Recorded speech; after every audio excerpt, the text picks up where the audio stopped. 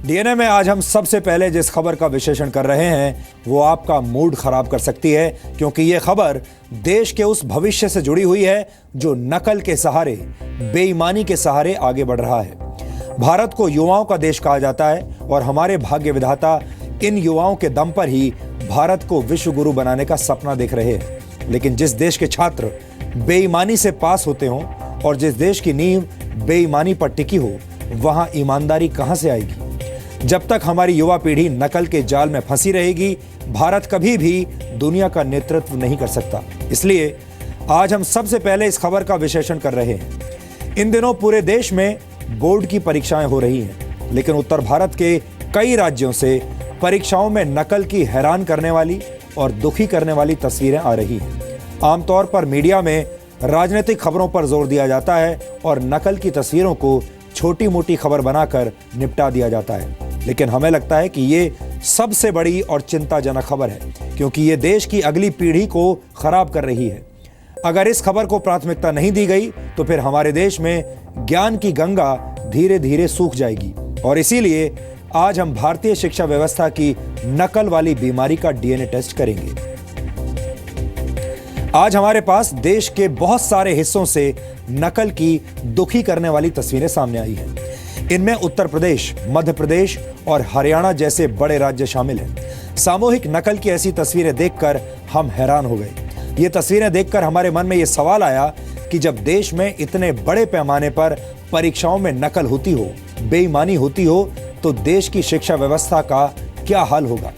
स्कूलों में हमेशा छात्रों को यह सिखाया जाता है कि honesty is the best policy, लेकिन ये बात किताबों तक ही सीमित रह जाती है, क्योंकि हमारे देश में बच्चे क्लासरूम में, अपनी कक्षा में, किताबों में पढ़ते हैं honesty is the best policy, और ये पढ़ने के बाद उसके बाद बेईमानी से अपनी परीक्षाएं देते हैं, नकल करके परीक्षा में पास होते हैं। ये तस्वीरें आज देश की शिक्षा व्यवस्था से जुड़े हर उस व्यक्ति को देखनी चाहिए जिस पर देश का भविष्य तैयार करने की जिम्मेदारी है। ये ऐसी तस्वीरें हैं जिन पर आप या तो हैरान होंगे या फिर हंसने लगेंगे, लेकिन असल में ये दुखी करने वाली, रुलाने वाली तस्वीरें हैं। अगर देश के बच्चे नकल के सहारे पास होने लगेंगे तो इस देश के भविष्य का क्या होगा? हमने उत्तर भारत के कई राज्यों में हो रही इस सामूहिक नकल पर आज एक खास रिपोर्ट तैयार की है जो हम आपको आगे दिखाएंगे। लेकिन उससे पहले हम भारत की नकल वाली समस्या की साइकोलॉजी यानी मनोविज्ञान को डिकोड करेंगे। परीक्षा के दौरान नकल करना भारत में कोई नई बात नहीं है और इसे समाज में काफी बुरी नजर से देखा जाता है। इसके बावजूद नकल का उद्योग दशकों से हमारे देश के ज्यादातर हिस्सों में फल फूल रहा है और अलग अलग सरकारें नकल पर रोक लगाने की कोई कारगर कोशिश करती हुई नहीं दिख रही।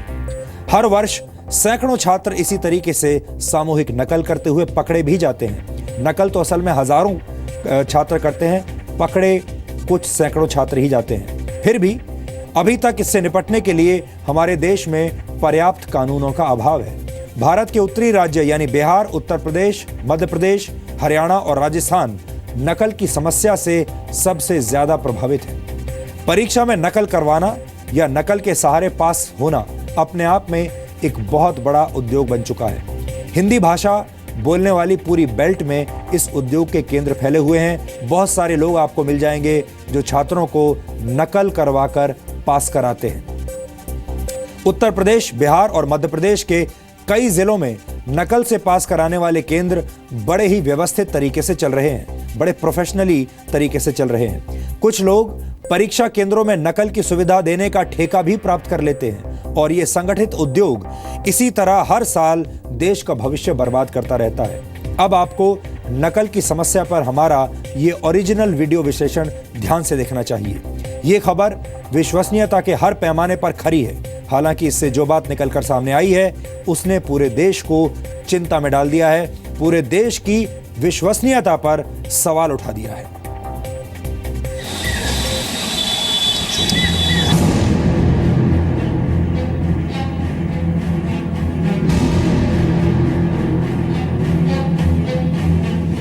बोर्ड के इम्तिहान शुरू हो चुके हैं और इसी के साथ शुरू हो चुका है नकल माफिया का जंगल राज।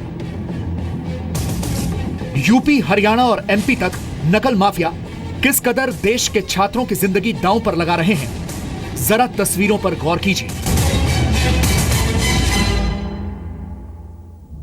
पहली तस्वीर यूपी के देवरिया की है, जहां परीक्षा हॉल में जी न्यूज के कैमरे पर कई छात्र छात्राएं नकल करते हुए पाए गए। यूपी के कौशाम्बी में तो बाकायदा क्लास में छात्र खुलेआम पर्ची रखकर नकल करते हुए मिले। तीसरी तस्वीर हरियाणा के गुरुग्राम की है। यहाँ तो एक छात्रा पूरी किताब लेकर नकल कर रही थी। एमपी के मुरैना में भी परीक्षा केंद्रों में भारी मात्रा में नकल की पर्चियां बरामद हुई हैं। अब आपको यूपी में बोर्ड परीक्षा के दौरान नकल का पूरा सच विस्तार से दिखाते हैं। देवरिया के एडी इंटरमीडिएट कॉलेज में छात्राएं नकल करती हुई पाई गईं।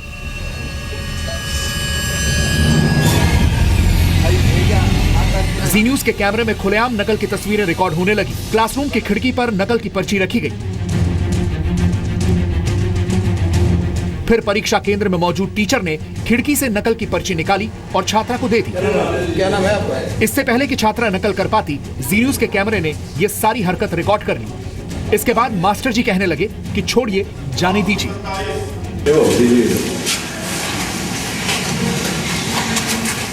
अरे रहे दी ना, छोड़िए। नकल हम लोग मुस्तैदी से कर रहे हैं। नकल हम बिल्कुल रोकेंगे और रोकने का प्रयास कर रहे हैं। उसमें सफलता भी मिली है। अब आपको यूपी के कौशाम्बी की तस्वीरें दिखाते हैं। यह जिला नकल के मामले में बहुत बदनाम है। बोर्ड परीक्षा के पहले ही दिन यानी हिंदी के पेपर में किस कदर नकल हुई, जरा ध्यान से देखिए। यहाँ परीक्षा केंद्र पर टीचर किताब से डिक्टेशन देकर छात्र छात्राओं को नकल कराता हुआ दिखा। इतना ही नहीं, वो एक छात्रा की कॉपी में खुद ही लिखने भी लगा। क्लासरूम में बाकायदा नकल वाले पर्चे बांटे गए। एक छात्र ने नकल की मांग की तो उसे भी बड़ा सा पर्चा दे दिया गया।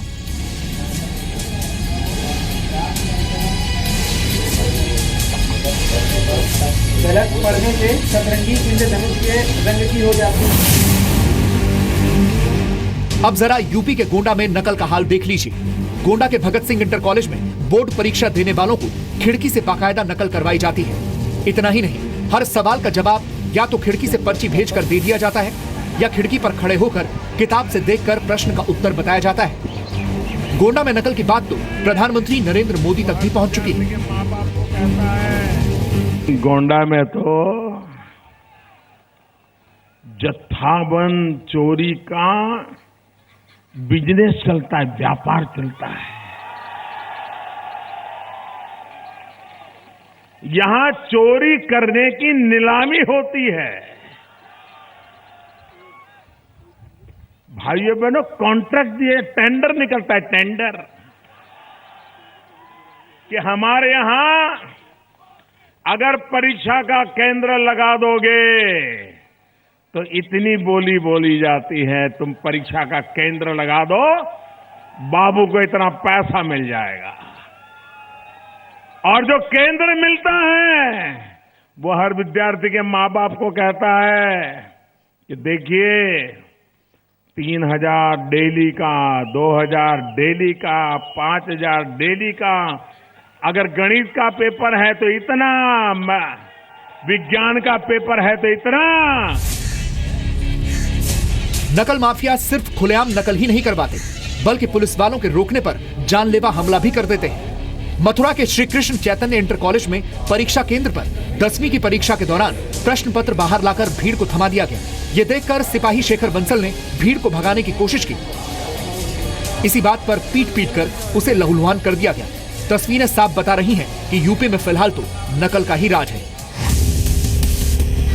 हरियाणा में बोर्ड परीक्षा के दौरान माता पिता और लाखों छात्र टेंशन में हैं, तो वहीं नकल माफिया और नकल के दम पर पास होने की कोशिश करने वाले खुश हैं। तस्वीरें तो कम से कम यही कह रही हैं। हरियाणा के गुरुग्राम में 12वीं की परीक्षा के दौरान कई हैरान करने वाली तस्वीरें नजर आई। गुरुग्राम के राजकीय वरिष्ठ माध्यमिक विद्यालय पटौदी में बोर्ड के इम्तिहान चल रहे हैं। परीक्षा केंद्र में हिंदी के पेपर के दौरान एक छात्रा पूरी किताब खोलकर आराम से नकल करती हुई मिली। टीचर ने उसकी किताब छीनने की कोशिश की तो वो रोने लगी। हार कर पुरुष टीचर ने महिला टीचर को बुलाया। मैडम की कोशिश भी बेकार गई और छात्रा जोर जोर से रोने लगी, लेकिन किताब नहीं छोड़ी। आखिरकार महिला टीचर भी वहां से चली गई और छात्रा दोबारा किताब लेकर नकल करने लगी।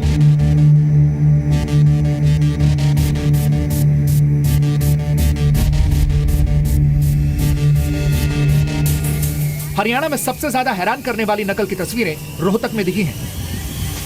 यह हरियाणा के पूर्व मुख्यमंत्री भूपेंद्र सिंह हुड्डा का गांव सांगी है। जहां 12वीं कक्षा का अर्थशास्त्र का पेपर चल रहा है। लेकिन यहां परीक्षार्थियों के घर वाले अपने बच्चों को नकल करवाने के चलते झुंड में पर्चियां बना रहे हैं। यहां ऐसे एक नहीं बल्कि कई झुंड हैं और ये सब नकल के चक्कर में स्पाइडरमैन भी बन गए हैं। यहां पुलिस भी तैनात है, लेकिन पुलिस सिर्फ मूक दर्शक बनी हुई है। इसके बाद हम खिड़वाली गांव पहुंचे और यहां पर भी हमें हालात वैसे ही दिखाई दिए। यहां भी खिड़कियों के जरिए पर्चियां पहुंचाई जा रही हैं। आज हरियाणा में 10वीं का सामाजिक विज्ञान का पेपर था, लेकिन इस परीक्षा केंद्र पर क्या हाल है आप खुद देख लीजिए। यहाँ एग्ज़ाम चल रहा है और यहाँ पर्चियाँ दी जा रही हैं, ऐसा कुछ हाल है। आगे जाओगे तो यहाँ भी पूरा गैंग है। ये स्कूल है, यहाँ पर्ची। भाई साहब पेपर यहीं चल रहा है क्या? आओ ज़रा देखते हैं। तो ये स्कूल का पिछला हिस्सा है। तो यहाँ अरे भाई साहब पर्ची दे रहे हो क्या?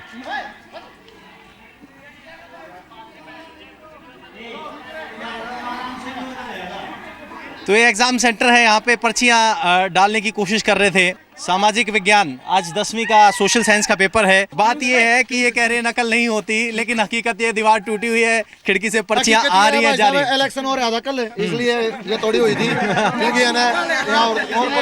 बहाने बहुत हैं, लेकिन सच्चाई ये है कि नकल जारी है।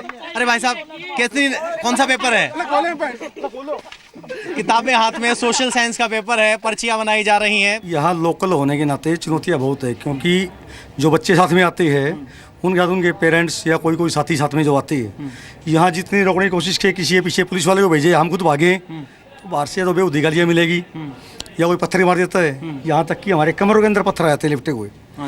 उसमें नकल लिपट के पत्थर मार देंगे। तो और एक नंबर के आंसर खिड़कियों से बोल के बता देते हैं, ऐसा भी हुआ है? हाँ, ऐसा भी होता है कभी कभार ऐसा किसी पेपर में ऐसा भी होता है, बाहर से ऊंची आवाज में बोल देते हैं। भिवानी में नकल की तमाम तस्वीरें जी मीडिया के कैमरों में रिकॉर्ड हुई थी। जी न्यूज की खबर के बाद हरियाणा प्रशासन की नींद टूटी है। हरियाणा में माध्यमिक शिक्षा बोर्ड के सचिव ने सभी परीक्षा केंद्रों पर नकल रोकने की सख्त हिदायत दी है। पुलिस प्रशासन लाख दावा करे, मगर नकल माफिया को रोकना किसी चुनौती से कम नहीं है। ब्यूरो रिपोर्ट, जी मीडिया। नकल की ऐसी ही हैरान करने वाली तस्वीरें आज से 2 वर्ष पहले भी आई थीं। ये तस्वीरें बिहार के हाजीपुर की थीं, जहां बोर्ड की परीक्षाओं में खुलेआम नकल हो रही थी। इन तस्वीरों ने भारत की शिक्षा व्यवस्था को बहुत बदनाम किया था। ये तस्वीरें पूरी दुनिया में फैल गई थीं और मुझे याद है उस दौरान कई विदेशी मीडिया ऑर्गेनाइजेशंस ने भी इन तस्वीरों को जोर शोर से दिखाया था और बताया था कि देखिए भारत में क्या होता है। और ऐसी शर्मनाक तस्वीरों के बहाने भारत की शिक्षा व्यवस्था को भी काफी बदनाम किया गया था। देश के ज्यादातर राज्यों में बोर्ड की परीक्षाएं शुरू हो चुकी हैं और पूरे देश में सबसे ज्यादा विद्यार्थी उत्तर प्रदेश में हैं। इस बार भी उत्तर प्रदेश में करीब 60 लाख से ज्यादा छात्र 10वीं और 12वीं की बोर्ड परीक्षाएं दे रहे हैं। उत्तर प्रदेश में परीक्षाओं में नकल का इतिहास बहुत पुराना है और यहां पूरे देश में नकल का सबसे बड़ा साम्राज्य है। नकल को बढ़ावा देने के आरोप समाजवादी पार्टी की सरकार पर भी लगते रहे हैं। अभी तक उत्तर प्रदेश में समाजवादी पार्टी की ही सरकार थी, लेकिन जैसे ही 11 मार्च को चुनावी नतीजे आए और बीजेपी जीत गई, नकल के उद्योग में हड़कंप मच गया और आंकड़े इस बात की पुष्टि करते हैं। अब नए आंकड़े देखिए। उत्तर प्रदेश में गुरुवार यानी कल से परीक्षाएं शुरू हुई और कल ही करीब 1,62,000 छात्रों ने परीक्षा छोड़ दी, यानी परीक्षा नहीं दी। यानी ये छात्र परीक्षा देने के लिए नहीं पहुंचे और ऐसा माना जा रहा है कि इनमें ज्यादातर वो छात्र थे जो नकल के सहारे पास होना चाहते थे और उन्हें ऐसा लगा कि शायद अब नकल नहीं हो पाएगी और इसीलिए उन्होंने परीक्षा देना ही बेहतर नहीं समझा, परीक्षा ना देना बेहतर समझा। वैसे आपको बता दें कि 1992 में जब उत्तर प्रदेश में बीजेपी की सरकार थी और कल्याण सिंह मुख्यमंत्री थे, तो उस वक्त की सरकार परीक्षाओं में नकल के खिलाफ एक कानून लेकर आई थी और सरकार ने नकल करने को यानी नकल को गैर जमानती अपराध बना दिया था। लेकिन जैसे ही 1994 में सरकार बदली और मुलायम सिंह यादव उत्तर प्रदेश के मुख्यमंत्री बने, तो उन्होंने तुरंत नकल रोकने का यह कानून रद्द कर दिया था। वैसे भी मुलायम सिंह यादव अक्सर ये कहते रहे हैं कि लड़कों से अक्सर गलतियां हो जाती हैं। हमारे देश में शिक्षा व्यवस्था की हालत कितनी खराब है, ये बताने के लिए अब मैं कुछ और आंकड़े आपको दिखाना चाहता हूं। भारत में 2016 की annual status of education report के मुताबिक 8वीं कक्षा में पढ़ने वाले 4 में से सिर्फ 3 छात्र ही दूसरी कक्षा की किताबें पढ़ सकते हैं। यानी 8वीं में पढ़ने वाले 25% छात्र ऐसे हैं जो दूसरी कक्षा की किताब भी नहीं पढ़ पाते और इसके बावजूद वो 8वीं में पढ़ते हैं। भारत में तीसरी कक्षा में पढ़ने वाले सिर्फ 27% बच्चे ही 2 अंकों के सब्ट्रैक्शन यानी घटाने के सवाल हल कर पाते हैं। भारत में 5वीं कक्षा में पढ़ने वाले 26% छात्र ही गणित के सामान्य डिवाइड करने यानी भाग देने के सवाल हल कर पाते हैं। भारत में 5वीं कक्षा में पढ़ने वाले सिर्फ 24% छात्र अंग्रेजी के सामान्य वाक्य पढ़ पाते हैं और हमारे देश में 60% छात्र ही कोई शब्द पढ़ने के बाद उसका अर्थ बताने में सक्षम है। अब आप खुद अंदाजा लगाइए कि जिस देश के छात्रों की बेसिक शिक्षा में ही इतनी बड़ी कमी हो, वो छात्र जब सीनियर क्लासेस में जाएगा तो फिर क्या करेगा? जाहिर है वो आगे बढ़ने के लिए एक बार फिर नकल का सहारा लेगा, बेईमानी करेगा और शायद इसीलिए हमारे देश में छात्र नकल को अपना जन्मसिद्ध अधिकार समझते हैं। यहाँ नकल करने वाले छात्रों के अपवित्र रूट के बारे में भी आपको जानना चाहिए। ये छात्र सबसे पहले नकल करके परीक्षा पास करते हैं, स्कूल पास कर लेते हैं, फिर डोनेशन देकर कॉलेज में एडमिशन ले लेते हैं और अंत में रिश्वत देकर नौकरी भी प्राप्त कर लेते हैं। ऐसे में सवाल यह है कि नकल करने वाले ऐसे छात्र अगर आगे चलकर बड़े अधिकारी बन गए या किसी बड़े ओहदे पर बैठ गए तो फिर क्या होगा? ऐसे लोग अगर सिविल इंजीनियर बनकर आपके मकान का निर्माण करने लगे या कुछ दूसरी बिल्डिंग्स बनाने लगे, अगर वही भवन, वही बिल्डिंग जिसमें आपके बच्चे स्कूल में पढ़ते हैं या अस्पतालों की बिल्डिंग अगर ऐसे सिविल इंजीनियर ने बनाई तो क्या होगा? ऐसे लोग अगर डॉक्टर बनकर आपका इलाज करने लगे तो फिर आपका क्या होगा? ऐसे लोग हमारे देश के भविष्य का कैसा निर्माण करेंगे ये आप समझ सकते हैं। दुख की बात यह है कि सरकारी रिकॉर्ड्स में तो हमारी साक्षरता बढ़ रही है, लेकिन असलियत में हमारी शिक्षा की क्वालिटी बहुत खराब है। भारत में छात्र अगर परीक्षा में नकल को अपना जन्मसिद्ध अधिकार समझते हैं तो इसमें शिक्षा व्यवस्था का भी उतना ही दोष है।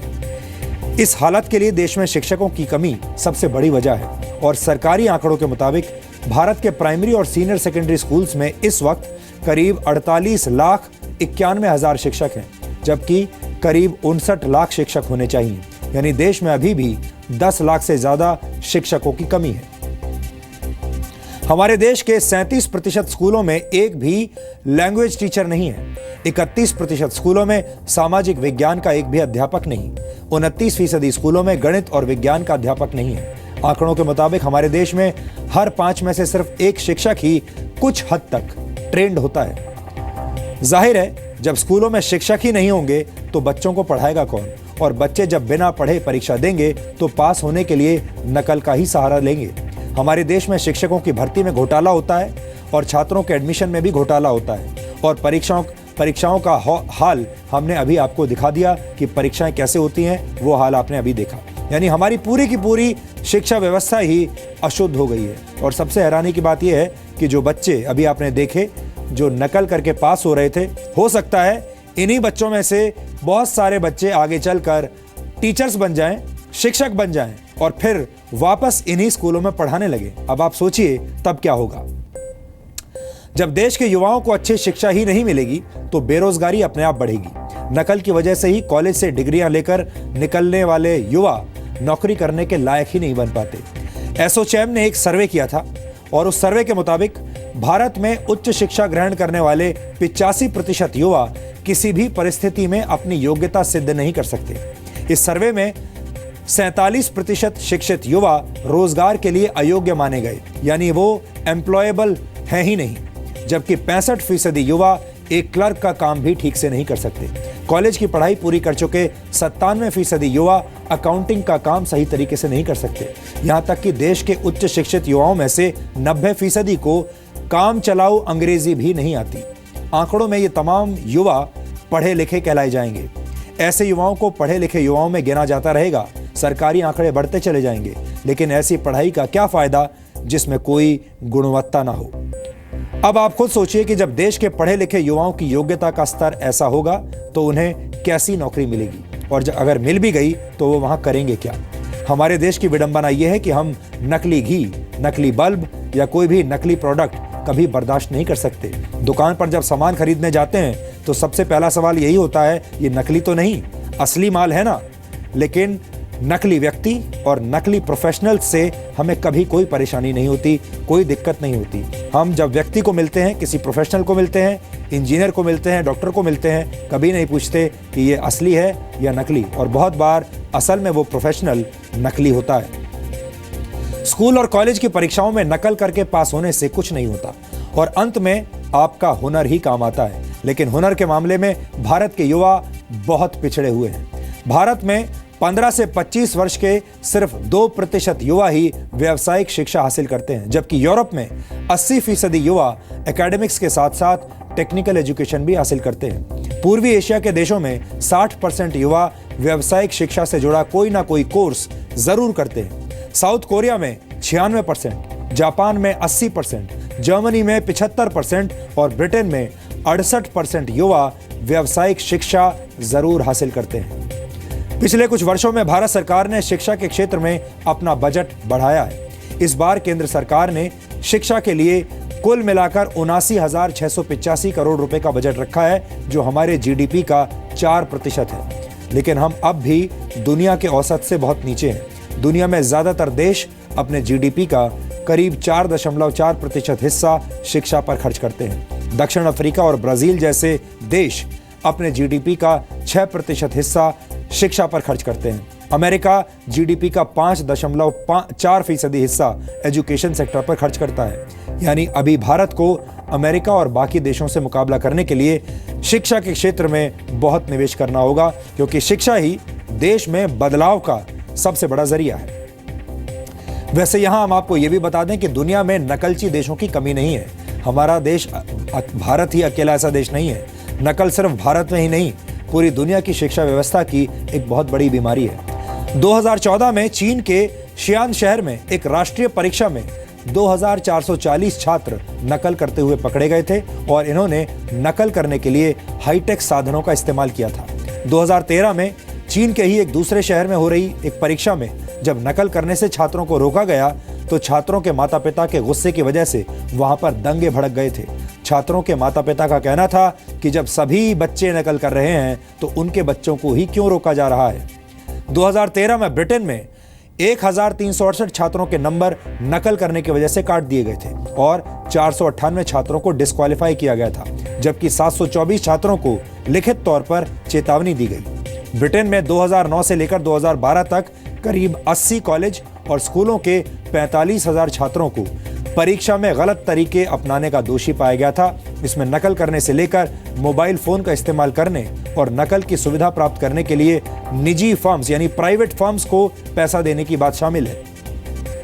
2013 में अमेरिका की हार्वर्ड यूनिवर्सिटी में 125 छात्रों को नकल का दोषी पाया गया था। वैसे तो हमारे देश को ईमानदारों का देश कहा जाता है। हमारे देश के लोगों को नैतिकता का पालन करने के लिए जाना जाता है। Honesty is the best policy बचपन में ही हमें यह सिखाया जाता है।